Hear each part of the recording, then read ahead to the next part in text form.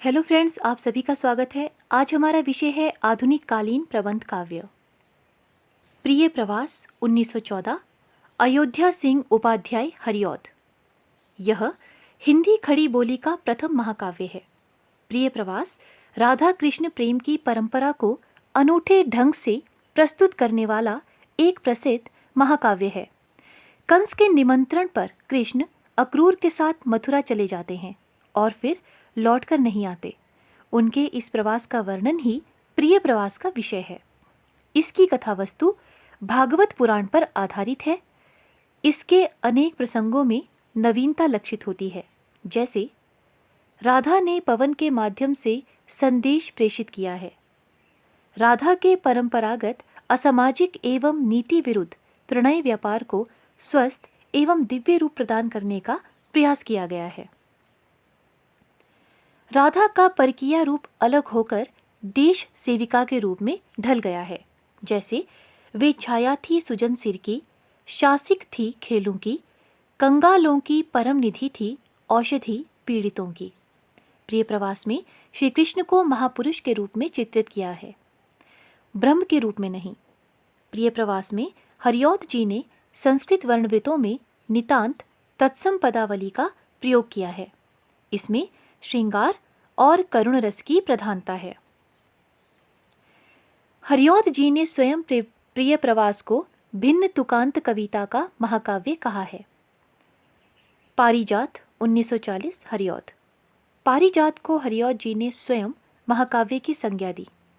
इसमें विभिन्न आध्यात्मिक विषयों का 15 सर्गों में प्रस्तुतिकरण किया गया है। इस काव्य ग्रंथ में आधुनिक नेताओं एवं समाजोद्धारकों की प्रतिष्ठा अवतार के रूप में की गई है।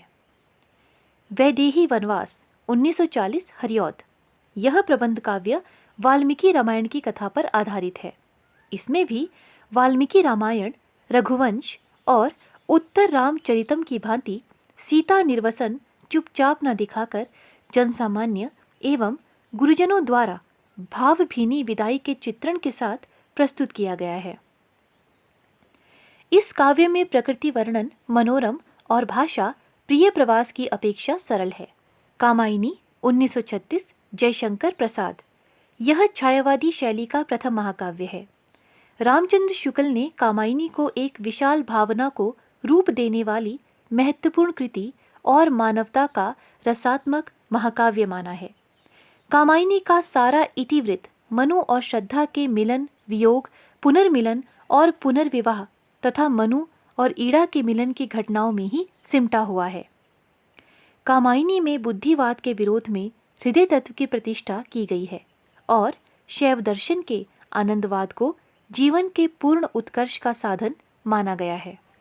लोकायतन 1964 सुमित्रा नंदन पंत। इस प्रबंध काव्य में भारतीय जीवन की स्वाधीनता से पहले और बाद की कथा कही गई है। लोकायतन 2 खंडों और 7 द्वारों में विभक्त है। प्रथम खंड का बाह्य परिवेश तथा द्वितीय खंड को अंतस चैतन्य नाम दिया गया है। इसमें गांधी जी को छोड़कर अन्य सभी पात्र कल्पित हैं। इसका नायक वंशी कवि है। वंशी स्वयं पंत का प्रतिनिधित्व करता हुआ दृष्टिगोचर होता है। इस कृति के माध्यम से आधुनिक मानव जीवन को सांस्कृतिक विकास का अभिनव संदेश देने का प्रयास किया गया है। पुरुषोत्तम राम 1967 सुमित्रा नंदन पंत। इस प्रबंध काव्य में कवि ने अपनी युगीन समस्याओं को चित्रित करने का प्रयास किया है। सत्यकाम 1975 सुमित्रा नंदन पंत। यह प्रबंध कृति छांदोग्य उपनिषद के आख्यान पर आधारित है। इसके माध्यम से कवि ने विश्व मानव की सुख शांति के लिए भौतिकवाद और अध्यात्मवाद में समन्वय स्थापित करने का संदेश दिया है। जय भारत 1952 मैथिली शरण गुप्त। यह महाभारत की कथा का हिंदी रूपांतर है। इसमें कवि ने कथानक के मार्मिक प्रसंगों को अपनी ओर से और भी उभार कर भावमय कर दिया है। विष्णुप्रिया 1967 मैथिली शरण गुप्त। इसमें चैतन्य महाप्रभु की धर्मपत्नी विष्णुप्रिया का गुणगान किया गया है। शची चैतन्य की माँ और विष्णुप्रिया भारतीय माँ और पत्नी है। दोनों आधुनिक नारी सुलभ असंतोष है, फिर भी दोनों अपने पुत्र पति की मंगल कामना में ही अपना सुख मानती हैं। दोनों चैतन्य के गृह त्याग को न्याय संगत नहीं मानती। यशोधरा 1932, मैथिली शरण गुप्त। यशोधरा में भगवान बुद्ध के चरित्र से संबंध रखने वाले पात्रों के उच्च और सुंदर भावों की व्यंजना और परस्पर कथन है, जिसमें कहीं कहीं गद्य भी है। इस प्रबंध कृति में नारी जीवन की मार्मिक अभिव्यक्ति साकेत से भी बढ़कर हुई है। साकेत 1930, मैथिली शरण गुप्त। साकेत को हम प्रथम आदर्श मानववादी महाकाव्य कह सकते हैं। इसकी कथा में वाल्मीकि रामायण का प्रभाव, तुलसी दर्शन की प्रेरणा और भवभूति की करुणा का संगुफन हो गया है। पारंपरिक कथा में कवि ने अनेक मौलिक उद्भावनाएं की हैं तथा इसकी कथा 12 सर्गों में विभक्त है। साकेत में उदात्त चरित्रों की सृष्टि की गई है। अभिशप्त कैकेयी साकेत में वात्सल्यमयी माँ के रूप में चित्रित की गई है। इस महाकाव्य में श्रृंगार एवं करुण रस की व्यंजना प्रमुख रूप से हुई है। हल्दी घाटी 1941, श्याम नारायण पांडे। हल्दी घाटी वीर रस प्रधान प्रबंध काव्य है। इसका कथानक 17 सर्गों में विभक्त है। इसकी रचना स्वाधीनता आंदोलन के दिनों में की गई थी, अतः इसमें स्थान स्थान पर देशभक्ति की भावना मुखरित हो उठी है। इस काव्य के माध्यम से कवि ने विदेशी दमन चक्र के संकट काल में कवि कर्म का निर्वाह करते हुए देश के प्रति अपनी भावनाओं को व्यक्त किया है। यह वीररस प्रधान सफल प्रबंध काव्य है। जौहर 1945, श्याम नारायण पांडे। इस प्रबंध काव्य में चित्तौड़ पर अलाउद्दीन खिलजी का आक्रमण और पद्मनी के जौहर की कथा वर्णित है। इसका कथानक 21 चिंगारियों में विभक्त है।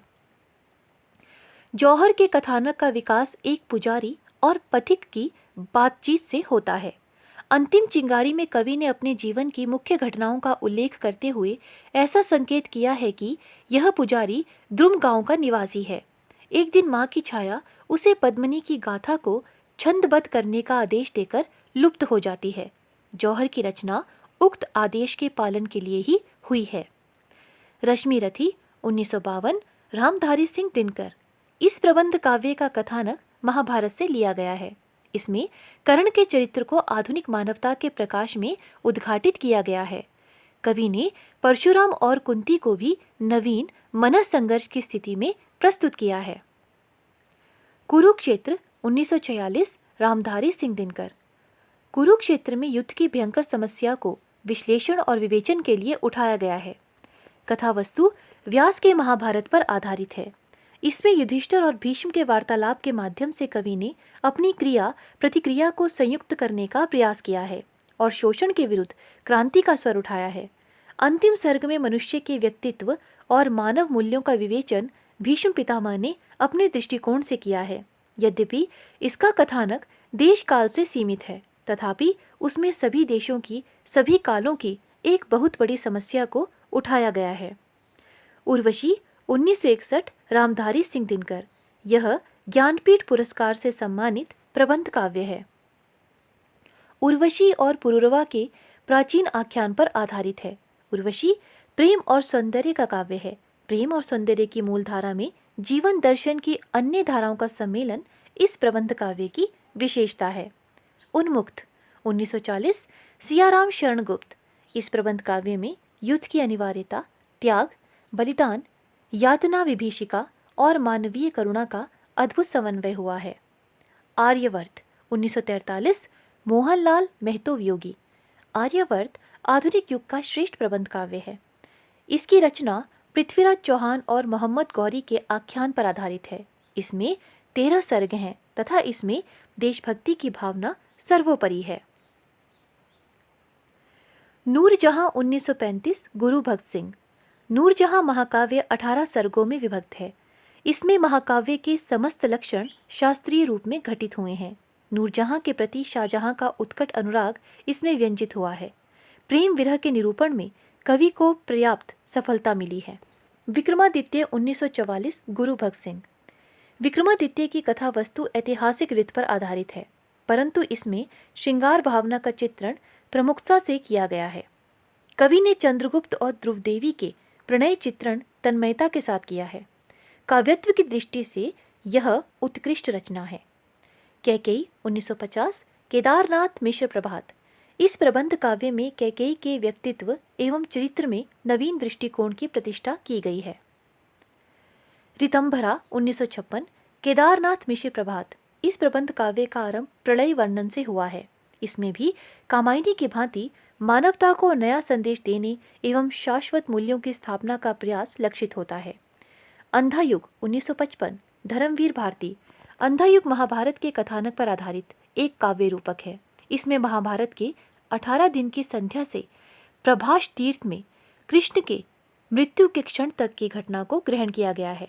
इस पौराणिक आख्यान के माध्यम से कवि ने आधुनिक युग की अनास्था, संत्रास, कुंठा और अन्य विसंगतियों को चित्रित किया है।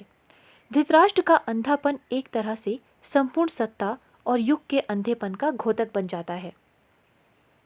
अंधापन कई रूपों में दिखाई पड़ता है। ममता, मोह, मर्यादा और अधिकार सभी का अंधापन शासक प्रतीक स्थिति में अंधेपन का परिचय देता है। अंधा युग के श्री कृष्ण अनासक्त हैं, इसलिए उनमें इतिहास को चुनौती देने की क्षमता है। कनुप्रिया 1959 धर्मवीर भारती। इस प्रबंध काव्य में राधा कृष्ण के रागात्मक संबंधों के माध्यम से मानवीय समस्याओं के अंतराल में जीवन के संबंध सूत्रों को उद्घाटित किया गया है। कृष्णायन 1943 द्वारिका प्रसाद मिश्र। कृष्ण चरित संबंधी यह प्रबंध काव्य 7 कांडों में विभक्त है। अवतरण कांड, मथुरा कांड, द्वारका कांड, पूजा कांड, गीता कांड, जय कांड, आरोहण कांड। इस काव्य ग्रंथ की भाषा व्रज और प्रस्तुति दोहा चौपाई में है। इसकी रचना रामचरितमानस के अनुकरण पर की गई है। साकेत संत 1946 बलदेव प्रसाद मिश्र। इस प्रबंध काव्य के माध्यम से कवि ने भरत के चरित्र चित्रण को विशेष रूप से उभारा है, अतः इसमें घटना चित्रण की अपेक्षा चरित्र चित्रण को प्रमुखता दी गई है। भरत, मांडवी, कैकेयी आदि पात्रों का चित्रण उदात्त रूप में प्रस्तुत किया गया है। काव्य की रचना शैली अत्यंत भावपूर्ण एवं प्रौढ़ है। तक्षशिला 1931 उदय शंकर भट्ट। तक्षशिला ऐतिहासिक प्रबंध काव्य है। काव्य की दृष्टि से यह उच्च कोटि की रचना है, किंतु प्रबंधात्मकता का कुशल निर्वाह इसमें नहीं हो पाया है। अंतर्मंथन 1958 उदय शंकर भट्ट। यह पौराणिक कल्पनाश्रित प्रबंध काव्य है। इसमें सामाजिक हित के लिए व्यक्तिगत हित की बलिदान का संदेश है। भूमिजा 1961 रघुवीर शरण मिश्र।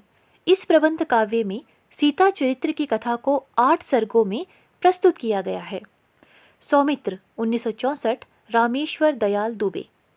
इस प्रबंध काव्य में लक्ष्मण के चरित्र को नवीन रूप में प्रस्तुत किया गया है। सारथी डॉक्टर राम गोपाल शर्मा दिनेश। सारथी एक उच्च कोटि का प्रबंध काव्य है। श्रद्धा एवं मनु का पुत्र मानव इसका कथानायक है, जो संपूर्ण प्रकृति पर स्वाधिकार स्थापित करने में समर्थ हो जाता है। इसमें घोर बौद्धिकता और भौतिकता से ग्रस्त मानव को उदास संदेश दिया गया है। महामानव 1946 ठाकुर प्रसाद सिंह। यह 15 सर्गों में विभक्त गांधी जी के जीवन पर आधारित प्रबंध काव्य है, जिसमें गांधी जी के माध्यम से भारतीय जनजीवन के जागरण की गाथा कही गई है। द्रौपदी 1960 नरेंद्र शर्मा।